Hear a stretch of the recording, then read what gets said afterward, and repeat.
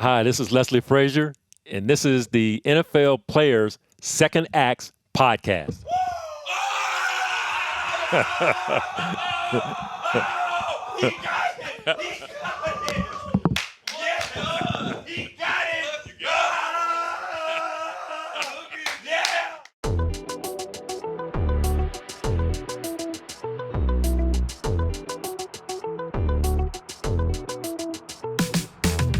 Thank you for tuning in. I'm Peanut Tillman, and with me, as always, the Deacon, Roman Harper. Thank you. Thank Welcome you. I in. What's appreciate up? that. I'm doing good, man. How are you doing today? I love the energy that you're bringing today. A lot of energy. Yeah, a lot of energy. I'm actually confused. I won't say our guest's name yet, but he always calls me some kind of random name, and so now that he's just being normal, I appreciate it. So thank you for being normal out here in the LA studios, the NFL studios. This is a beautiful place. Yes, it is. Whoever built this was on top of it. I've actually think that they have spent over $1 million in chairs alone in this building. Chairs are nice. My back feels good. Lower lumbar. There it is. All right, before we get in all the way dive into it, here we go. So let's tell all of our listeners and the people that follow us on the podcast, continue to do that. Also, tell a friend to tell a friend to tell a friend. Give us a rating, a review, 5 stars that is. And wherever you pick up your podcast, whether it's Apple Podcast or iHeartRadio app, wherever you do tune in, please continue to do that and bring somebody else with you. Peanut, who's our guest today? All right. Today's guest was drafted in the second round by the Buffalo Bills in the 94 draft, played 5 seasons for 5 different teams as a DB, the best position on the field, and No a kick question. returner. After playing in NFL, he was a scout for a number of teams, and now he has an obscene amount of jobs, and we'll get into that. But I want to introduce y'all to Bucky Brooks. Welcome to the show. Welcome What's to the pod. up, Welcome man? to the My guys. Yeah, what's going on? Life comes full circle because I just remember in meeting rooms having to do reports and talk about you guys as a cross-checker when you guys were in your respective schools and coming out and trying to make your way into the league. And now here I am. You guys became great NFL players, and now we're kind of sharing a mic today. All right, So all right. what That's I want to amazing. Go ahead. Do you want? Can I know what my scouting? Yeah, because I report want to. Was I a red dot, a yeah. green dot, I want to. or a blue? I want to know. So unfortunately, like for both of you guys, you weren't in my area when you came out. Your draft year, what year was it? Peanut? I'm 03. So 03. So I was still working with the I was working with the Seattle Seahawks. And the guy who was in your area, John Peterson, boy, he loves some Peanut, man. Oh my God. All he talked about was this guy Peanut. He's gonna be this, he's gonna be that, he's big, he's long, he played corner, he played safety, all these other things, da-da-da-da-da. And so your year, Roman, was when? 2005, 6. Yeah. Okay, so I got drafted in 06. Okay, so we We were in Alabama, so we had mutual friends because you were with like Bill Johnson, Pat Didek. Yep. Bill Johnson is like one of my closest friends. Oh, yeah, that's so where we go. I knew, like even before scouting you, I knew who you were because Bill and I go way, way, way back to Oh, when that's I was awesome. playing in I didn't even Jacksonville know or that. whatever. And so, like, it's funny because both you guys have similar traits in terms of it was always high IQ, known for the game, behind the scenes, the study habits were good. It was all about like the preparation process or whatever. And so you had prototypical size for the corner because at the time, any corner that was over 5'10" and a half was considered a big corner back then in the league. Huge So everyone talked about that. At safety, it was about the game was changing where we were losing some of the distinction between free and strong and could you do both? And could you in a quarter system play down, but could you also play high? And so having all those things and then because of my experience going from being a wide receiver to a DB, I always pay close attention to DBs. And, like, you find yourself when you're scouting, you're not supposed to look at all the techniques and tools. But you're like, oh, okay, could I play with these guys? Right. Because that always, to me, is the last question. Could I line up in the huddle? Would I want those guys to be in the huddle with me? And so I remember both of you guys very, very well about Look at being that. in the huddle. Well, here, I got a personal question. It's because, I'm going to call you Bucky, Yeah, that's it. but how many people do you actually allow to call you a real government name, though? Oh, no one. No, nobody. Nobody. Like I know you don't know me. If you call me by my government name, I know you don't know. And like people gonna be up here. Like I'll tell it because my real name is William Eldridge Brooks Jr. So, but you guys know I'm from the South. Yeah. And so when you're South, everyone has a nickname because my cousins in them, William Eldridge with different last names.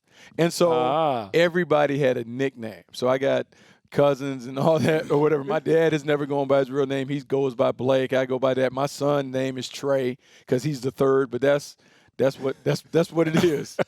Oh, I'm familiar with it. Hey, I'm Peanut. that. My older brother, his name's Duck. I'm from my dad, Lil Donald. My mama, her name Tiny. Like, we just come from a house of nicknames. So, hey, I feel you on that. Like, I get it. I gets it. Hey, I get the whole government thing, man. So, what I really want to know is, you are a very busy man. And what I mean by that is you have a couple of podcasts. You are analyst for NFL Network. You host Move the Sticks podcast. You do some stuff for Fox. How many jobs do you – I even believe you're a coach. Oh, yeah, high school. So, it's a high school coach. like 1, 2, 3, 4. Oh, we don't turn down anything. Okay, so We like, don't turn- hey, that's I what like it it. is. I like it though. If they're paying, I'm playing. Explain Like- explain to the viewers how many jobs you have. Like it varies. So the main hub is like obviously NFL media is the main gig. I do radio on Fox. I contribute to some other platforms as a writer and those things. But like that's kind of the way of the new world. Like when I originally entered the media world, 2007, it was about trying to find one spot and you did it. But now you've seen like you have to be able to do more to kind of piece it together. And exclusivity is kind of a thing of the past when it comes to being able. So now you want to be able to contribute and do a bunch of different things. And look, as vast as your imagination is, that's where your opportunities can be. And so for me, because I wasn't a decorated player, I knew I had to have something that would create opportunities for me. So one, as a scout, but two, as a writer, like taking the writing path to kind of get into the media world provided more opportunities. And so I always say the writing is the foundation, the TV and the podcast and radio. If you can write, you can do those other things because it all is kind of interwoven. Were you always a really good writer, or did you always just read a lot? No, like you imagine, okay, so like imagine when we go to college, right? You know when you go to college and like they give you like the exams in the middle of training camp, right? Like where at North Carolina, they did the placement exams in the middle of two-a-days. So like, hey, this is your English, this is your that. So I was in like bad English because I was like just trying to get through. The beginner English. Yes.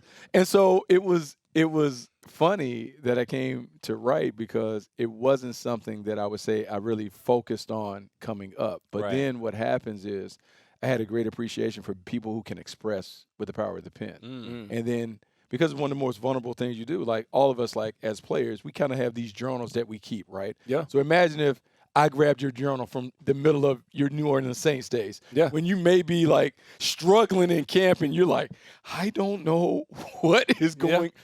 So to me, it's like the most personal and intimate thing that you can share is letting someone kind of see your words on the page. And so I just fell in love with that process and being able to think a little differently. And so it kind of worked out. That is awesome. I didn't think like the whole journey and using the power of the pen is amazing to hear, like a former football player talk about it and use those skills, especially not trying to knock it. Chapel Hill's a highly regarded institution as far as education is. One of the best public schools you ever can find. Yes, it is. I hear about it all the time. He gonna talk about he gonna somehow throw Alabama in there.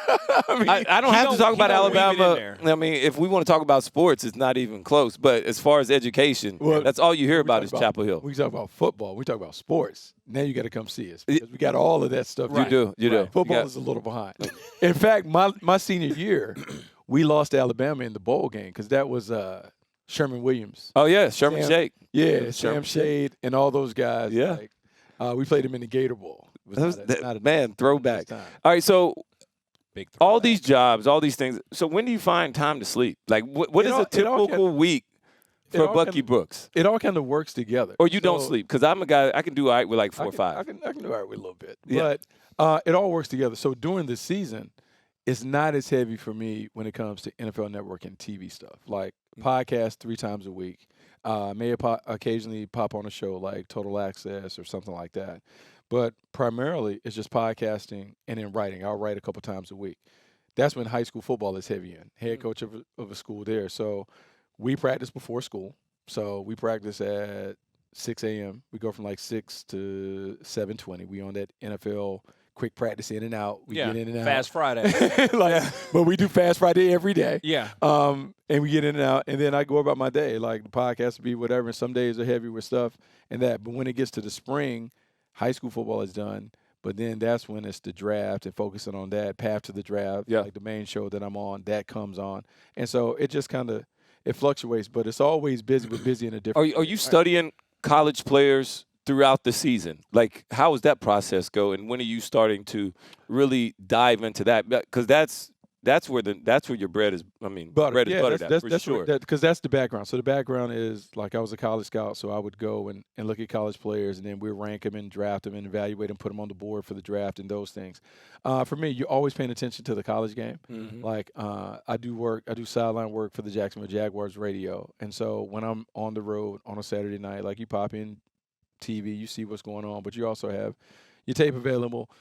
And then as it gets closer to the end of the season, when you begin to get the names, you begin to hear from your scouting buddies who are in the league, hey, here are the names that you need to watch. And then you begin to like kind of really do a deep dive into these are the guys that we really need to know. And you see, because you guys do it in the media world, like you kind of play the hits. Like you're talking about the top guys. Every now and then on TV, you'll get into an obscure, hey, this is a late round, little gem nugget. But most of the time, we're talking about the top guys. And so sometimes Saturday night you can TV scout, but then you follow it up with real film work, film scouting. Okay. Now, being as busy as you are and all the jobs that you have, I know when you are a coach, you have this responsibility to teach young men about life, the game itself, but you teach them about life, you teach them about hard work, teamwork, how to grind, how to work together, how to overcome obstacles, failures, and whatnot. What's really been the most gratifying job for you out of all the ones that we just mentioned? Well, all of them are gratifying in a different way, but I would say high school, because you guys know, like there's always been a coach that somewhere along the line that touched you in a different way. For sure, Either changed your path or he gave you the confidence that hey, man, no, you can do this. Yep. And so for me, high school gives me the opportunity to do that. I coach at a public school up in the northern part of L.A., and it's just great to like see all these dudes, right? Because like I don't care what anyone says, like there's nothing that is like playing. There's no replicating, like running through the tunnel, feeling all that gladiator mentality. The only thing to me that's close to that is coaching. And I can't do it anymore, but I can live through watching them do. So if we're talking about we're a team to play a lot of man-to-man, but we're like, hey, man, look, if they get in this bunch, we're going to ban you. And he's going to throw it, and it just don't blow the layup. Yeah. And when they do it, you come out of your shoes just like you would as a player if we're teammates and you get a pick six and we meet in the end zone. So to me, those things are great. And, yeah, when they do great things and you tell them, like, that's great that you're doing all your stuff on the field, but now let's take care of this stuff off the field, because how you do anything is how you do everything. And you give them those little things that coaches have poured into you, and then you see them take it. And then I think the thing, and it happens with our kids or whatever, when you hear them say stuff that you said to them to their teammates, like little guys that come in like, no, man, you got to take care of the details and all that other stuff.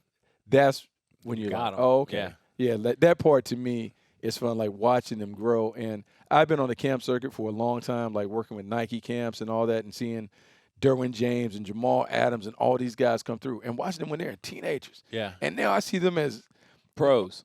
Right, but they see you and they're like, Coach Bucky. And you're like, so to me, it's just like paying it forward. And so the game is such a great game. That's one of the things. You can take all the things that you learn from playing in between the lines on the grass, and you give it to young people, and then they can take it and use it in a bunch of different ways. You know, I think it's so interesting you say that, because my dad was a high school coach, and he coached me my first couple years in high school. And I used to ask him, like, Dad, why do you coach? Like, these kids can't do this. You're yelling, like, you're up here for all these hours. Like, why?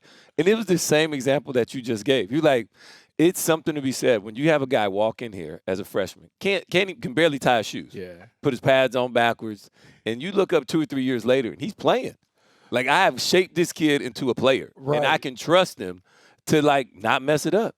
He's going to be able to tackle somebody, and you get excited for these things. And so that's the real joy of coaching high school football that I don't think anybody really understands until you do it. Yeah, so that to me, that was always the level I always wanted to be at. Right. I didn't have aspirations to coach like a higher level, because in high school, most high schools, unless you're at a private high school, I mean, you coach up who shows up. True. And so like when they come through the door, you're like, ooh, we don't have a quarterback. So you know what we're going to do? We're going to jump in this single wing thing and try and figure it out or whatever it is. Like, and so, oh, man, they really don't understand how to play zone. So you know what we're going to do? Hey, man, that's your man. That cat is your cat. Wherever he goes, you go. Like, and so you like, to me, that's the beauty of high school ball. Like, you never know what it's going to look like, and then you try and figure out, all right, guys, like, this is what we got. We have one defensive end, and, you know, so to me, that's the beauty of high school, and that's why I have so much respect for high school. And also to attest to that, your past year, guys went to the championship. Your first 2 completions all year long were in the championship game. You guys rushed for 5,400 yards and 70 touchdowns. And didn't throw the ball all year long. So the single wing, which nobody can defend, obviously. No, Clearly they can't. It was, I think that's a benefit to you, though, and a testament that you're such like, you know what, we're going to do whatever works. it is. So And you're not just stuck in your ways because you hadn't been coaching for 35 years. no, so here's what's funny, and it goes back to when I was working with the Carolina Panthers. You can look this up. It's really funny. So we had to play against the Atlanta Falcons. Uh-huh. Starting quarterback Jake Delhomme is out. Chris Winkie is the quarterback. I don't know if John Fox had a lot of confidence in Chris Winkie. So we lined up with D'Angelo Williams and Deshaun Foster and played the Wildcat the entire game. They threw 6 passes. I think we threw 6 passes and won. Both the dudes went over. So then I was like, oh, well, you know what? Like, sometimes you just, whatever you do whatever you got to do and get out of it. But those are the things that you do. And in high school, like, you have to, like, just take what you're given and kind of figure out a way to make it work. I love that. I do too. I didn't. I don't think we had that in Texas. We always had some good talent coming through them doors at Copper's Cove. So tell me, all right, so what's the transition like being from, all right, you were in the scouting world, now you're on the opposite side of it, covering it as an analyst. How have the relationships of the people that you worked with, has that changed? Or has it been kind of remained the same? Or do they respect you the same? Like, because you got to tell it honestly, or you wouldn't keep the job that you had. You wouldn't. You're honest. Well, like you guys know, because I've seen both of you guys on TV. So y'all know, like, when you come off the set and all of a sudden your phone is buzzing. Because when you put, like, man, when you, like, dude, like, come on now. You know I got to play TV. So I got to sell it, and I got to sell it in a major way. But it's actually been great because what happens is your boys, your guys who are, like, you're really, like, that you're down with. Mm-hmm. They'll call you. They'll give you the information. Yeah, tell you, that's like, very man, true. Here's what's going on, this and that, because they want you to look good, and they beam when they see you on TV because they're like, "Hey, man, look at you, all up here fancy and all that." But they dig it. They actually are prideful when they see you do your thing because you know what the locker room is like. Like, really, at its core, we really care about it. Even though the pros are kind of weird because, like, we're all kind of independent contractors. When you're on great teams, you really still have that same camaraderie from Little League and high school or whatever. Where, like, man, it's about your boy getting off, and we do well as a group. Everyone gets off. So for me, the relationships have been the same. And what I always try to do is, if I do have to criticize, I always try and make it where it's not personal. Like, here's what we're talking about. We're talking about a decision that was made. We're talking about a player that was picked and those things. And you try to, like, have a critical eye, like, hey, well, maybe they're thinking this and those things. And for me, it has worked because most of the guys, even if they don't agree with, like, my opinion, they can be like, oh, okay, I get that. It's just if you go sideways, and I've never been like a hot take artist, right? But if you go sideways where you're trying to embellish it and blow it up, that's when you're like, come on, man, what are we doing? Yeah. But most of the time people can respect it, and they're like, oh, okay, I get that. Now, when you got out, you got right into the scouting. Now, why did you do scouting versus coaching? Well, I did. It's funny because I bounced around so much as a player that I didn't want to kind of have that life as a coach. Because we see, that's very true. We've all been coached by guys that, man, they got different logos on every year. Well, they say if you're a coach, it's not about, like, it's when you're going to get fired. Right. So imagine, like, I mean, we all have kids, like, imagine you don't want to take your kids, like, every 2 years, bounce them around or whatever. So for me, I was like, all right, like, the scouting thing at the time was supposed to be the more stable environment of that. So you're still close to the game in a different way than coaching. Now, there's still nothing like coaching than playing are, like, the two things. Because there's a scoreboard. Right. When you're scouting, you don't have the same scoreboard. Like, you can talk about the draft, but you don't see it until, like, 2-3 years. And so the hard thing for me as a scout was you didn't have a direct impact on the game each Sunday. So you're watching the game, but it's not like a decision that you made as a coach either wins or loses, or as a player, how you played as a scout, you're sitting back and you're thinking about the long view. And so I missed that part of the that, competition part which of is why when I had an opportunity and I moved over to media, I was like, well, I got to coach now. I got to get that. I got to scratch that itch. And coaching high school did that. But like that part of it. But for me, I was still trying to squeeze out one more year, right? Yeah. I was trying to squeeze out, like, man, if I could just get One. And so I called one of my boys who was he was working with the Philadelphia Eagles, and he was like, yeah, no, I ain't got nothing for you as a player, but there may be a job that opens up as a scout. So I was prepping to get ready for an interview there. Called another one of my guys, and he had just got a gig in Seattle. He's like, why don't you come up here and interview? I went up there and interviewed and never left. You know, so that's how I played out. But the same thing, those relationships, and as a player, because I'm sure you guys did it as players, you let people know what you would like that transition to be for you after football is done. Because I'm sure coaches or people around came, hey, man, what do you want to do when football is over? Yeah. Hey, man, I want to coach. I want to do this. I want to scout. And so I let people know what my intentions were, and then it just so happened that I got opportunity. So go ahead. No, I guess I like something just hit my brain. I guess my I won't question. forget. I'll write it down. Another question that I have is, so Chris Ballard was my scout. Yeah. And I brag on Chris Ballard every time because we talk. We're good friends. And he was like, man, I'll fault Jerry Angelo tooth and nail to take you second round. I know you didn't have the name, but I was like, I'm telling you, or Charles Tillman, he's going to be the guy, blah, blah, blah, blah, blah. Has there been a player that you scouted in college that you were just like, nope, this is the guy. He can be X, Y, and Z. He will be a great player. Is there a guy when you were scouting? I think we all have guys that we love. Sometimes you're not in a position to take the player that you want for that team, but there are certain guys that you like gravitate towards. So I remember watching Steve Smith, who works with us here, but I remember watching him at Utah, and I remember watching him in the All-Star game circuit that guys do like after their senior year. Like, this dude was dominating the hula ball. He was killing it at the East West. Like, so you're just like, man, this dude is like a dude.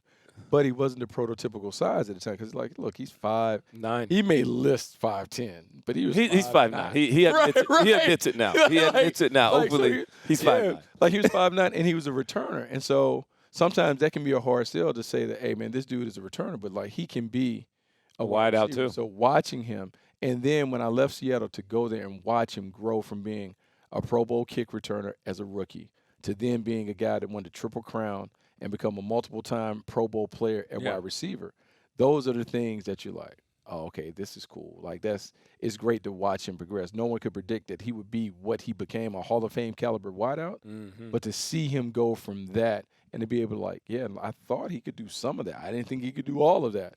That stuff is kind of cool. Peanut, now I literally wrote just about that same question down that you just asked him. I want to know from the other side was like, early on in your scouting career, did you ever were you almost overconfident in some things, knowing that you had just come from playing? Were you overconfident with like, man, I know this, and all of a sudden I was wrong, and I was like, man, maybe I need to go back to the drawing board on some of my thought processes about it. So it's funny because what happens is, as a player, and you'll see this like as you're around teams and those things, because I know you guys are around teams. Sometimes there are not a lot of former players in the scouting department. And there can be a different rub because sometimes as players, we may fall into these stereotypes, right? Players are coddled. Players, I don't know if they can do the grind. I don't know if they get on it, this and that. Even though I always felt like, well, being a player, like, that gives me a leg up because I kind of know what that thing is. And I felt like I would give prospects more grace just because I knew how hard the game is. Yeah. You know what I'm saying? Like, no, man, that's a hard play, coach. Like, that's hard. You acting like that's it's normal. Yeah, that's a hard play. They coming down the screen. My man ain't got a reroute on number one. I'm on the hash. He's two-way go. Two's coming right at me. What am I doing? They fit it in the honey hole, and you're mad at me because I can't get over there. Like, being able to understand that part of it. And I think what happens is because you come off the field, you may feel like you know it. And you should always feel good about it, but you also have to put the study behind that stuff. But I think the advantage that you have, we all play with great players. Right. So, for instance, I think in my past, I'm now up to like maybe 17 Hall of Fame teammates, right? So when I look at players, I begin to compare them to the players that I play with. So, for instance, I played with Bruce Smith, Derek Thomas, Reggie White. So when I'm evaluating pass rushers and people are talking about, hey, man, this guy's, I'm like, hey, man, look, these 3 dudes here, like the top of the list when it comes to sacks. So I'm looking at Derek Thomas's get-off compared to his. I'm thinking about Reggie White's ability to turn speed into power. I'm looking at Bruce Smith, his savvy, and his overall dominance. Do I feel that?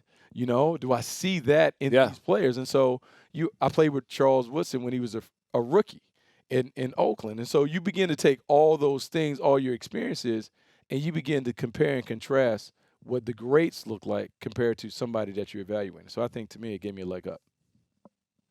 So, what have you learned in the game as far as you talked about all these players that you've played with, some good coaches that you played for. What's been one of the best lessons that you've learned with all of the players and coaches? So I think from every coach that you play with, you learn different things. So every coach that I played with is either in the Hall of Fame or a Super Bowl champion, and the one exception is Marty Schottenheimer, who won 200 games. So Marv Levy's in the Hall of Fame. Mike Holmgren will be or should be. Mike Holmgren, Tom Coughlin, John Gruden. So all these guys learn great things. And so what I learned is they all went about their business in different ways, but they all kind of came back to the same thing. Man, it's all about the preparation, and it's about ultimately, do you perform when the lights come on? Like, we can talk about all of it, but at the end of the day, you got to prepare. But when the lights come on, you got to show up. Yeah. And that's just what it is. And it's the same thing when it comes to, like, doing TV, when in writing or whatever.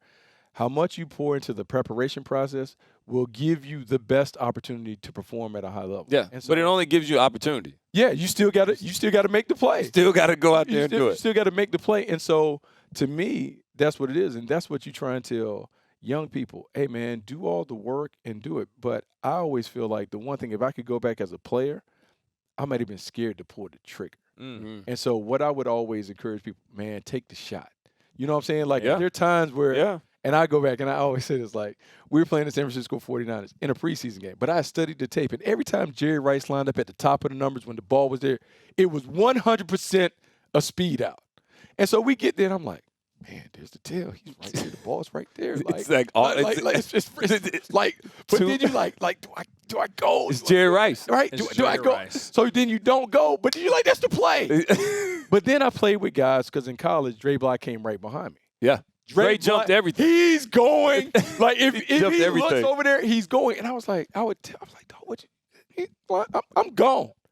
And so no safety help. It doesn't matter. But that was Dre. That's Dre. And so that is the thing. And so I tell people, but if you do all that and you trust it, you go with it. And as a coach, I always said, I want to give you the freedom to do it. So I'm not going to jump you. Like, that's why we talk about having a mentor and having that right coach, because the right coach will tell you.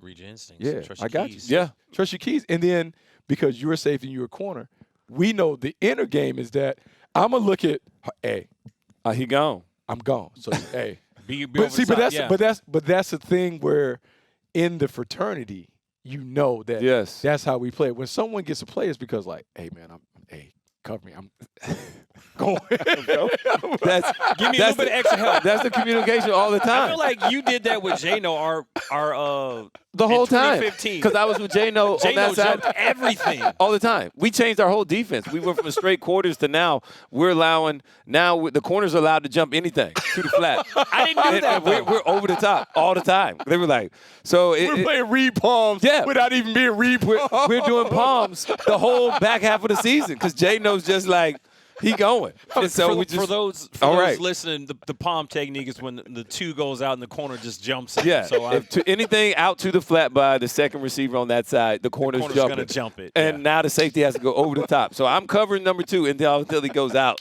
Now I'm trying to bust over before there's a big honey hole. So, yes, that was it. All right. Out of all those coaches, though, you mentioned them. Hall of Fame potential for all of them. If not now, they will be. Which one was the hardest to play for? Okay, because I apologized to him after I played for him. So Tom Coughlin. Yeah.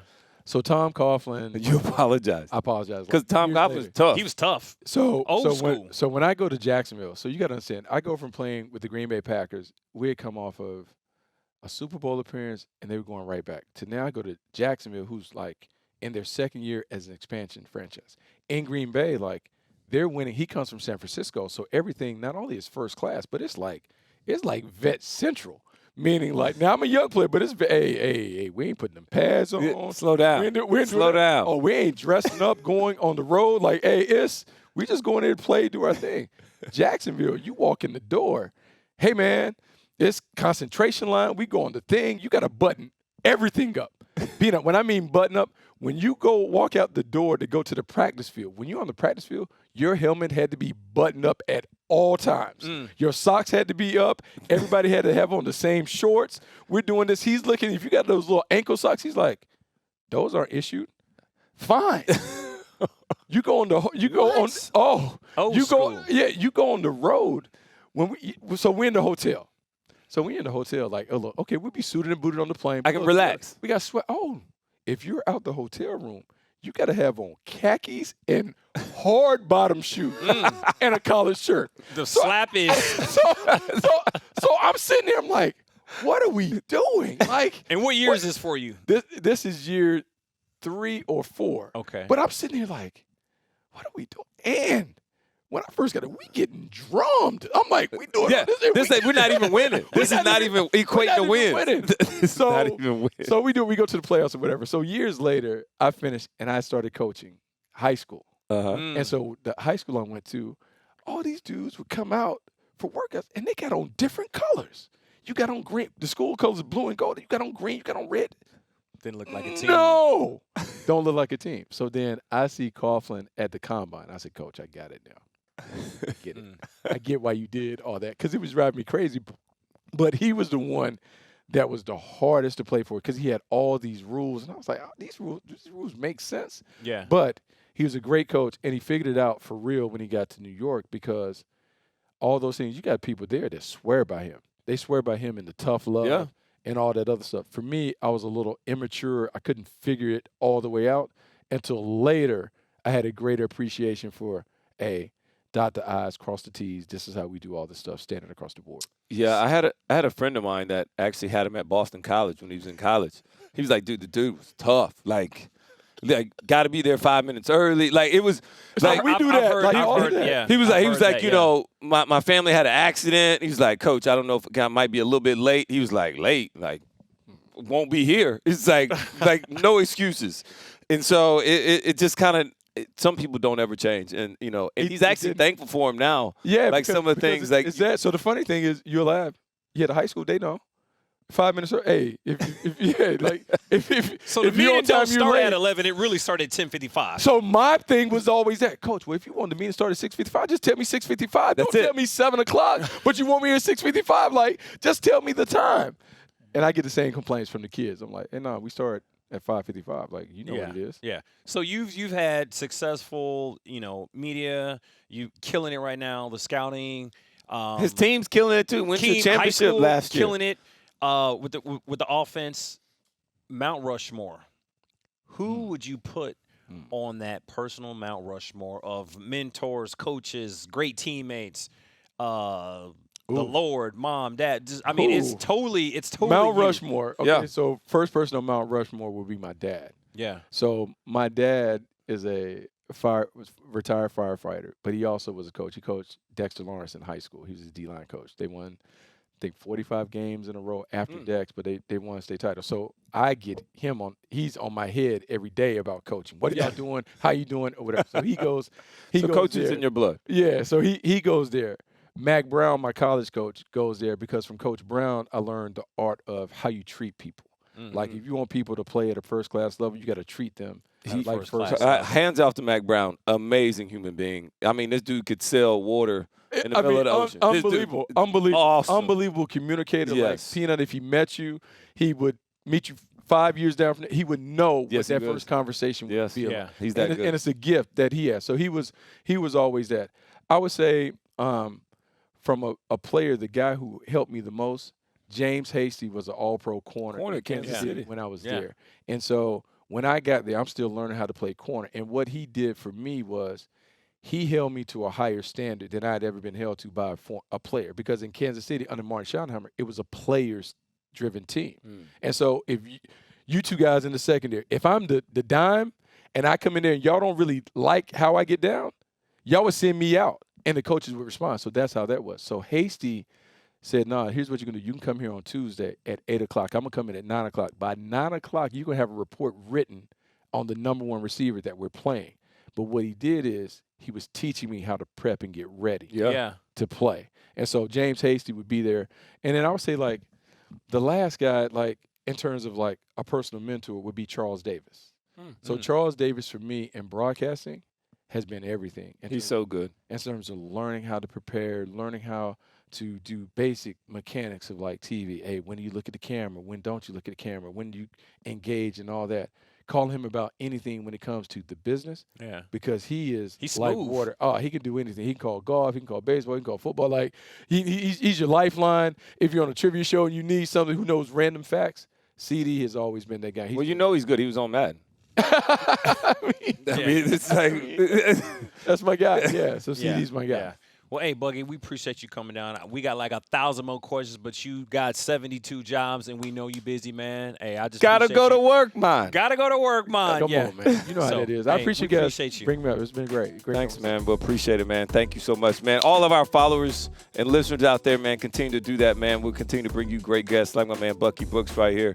And thank you so much. Give us a rating, a review, wherever you pick up your podcast at, whether it's Apple Podcast or iHeartRadio.